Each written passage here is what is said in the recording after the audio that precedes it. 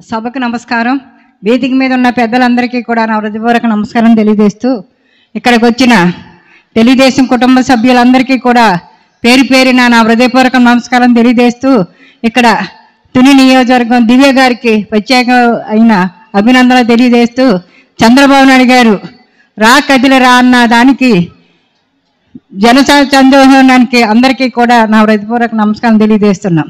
ఎందుకంటే చంద్రబాబు నాయుడు గారు బీసీలకి పెద్దపీట వేసిన ఎవరన్నా ఉన్నారంటే తెలుగుదేశం ప్రభుత్వంలో ఎన్టీ రామారావు గారు, అలాగే తర్వాత చంద్రబాబు నాయుడు గారు.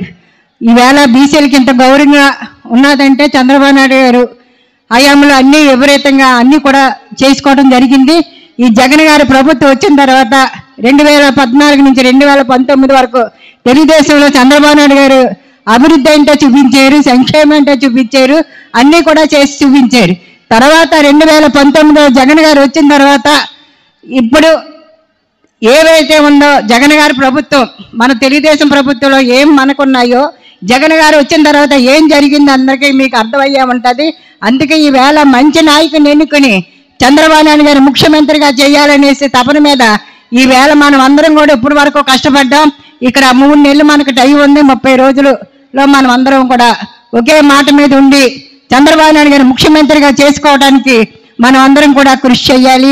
ఇక్కడున్న వచ్చిన వారందరం కూడా తప్పనిసరిగా అందరూ ఎమ్మెల్యేలుగా నెగ్గి చంద్రబాబు నాయుడు గారు ముఖ్యమంత్రిగా అసెంబ్లీకి పంపించాలన్న దాని మీద మనం ఏం చేస్తే బాగుంటుందో మనం అందరూ ఆలోచించుకుని తప్పనిసరిగా చంద్రబాబు నాయుడు గారికి ముఖ్యమంత్రిగా చేయడానికి మనం కృషి చేయాలి.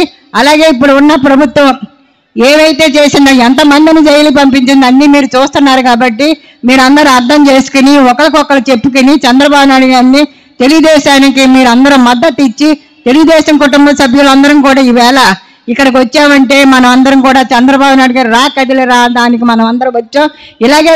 ఇలాగే దిగ్విజయం చేసి మళ్ళీ చంద్రబాబు గారు ముఖ్యమంత్రిగా చేయడానికి మనం కృషి చేయాలనేసి ఇక్కడికి వచ్చిన సోదరి మనందరిని అడుగుతూ నాకు ఈ అవకాశం ఇచ్చిన నవీన్ గారికి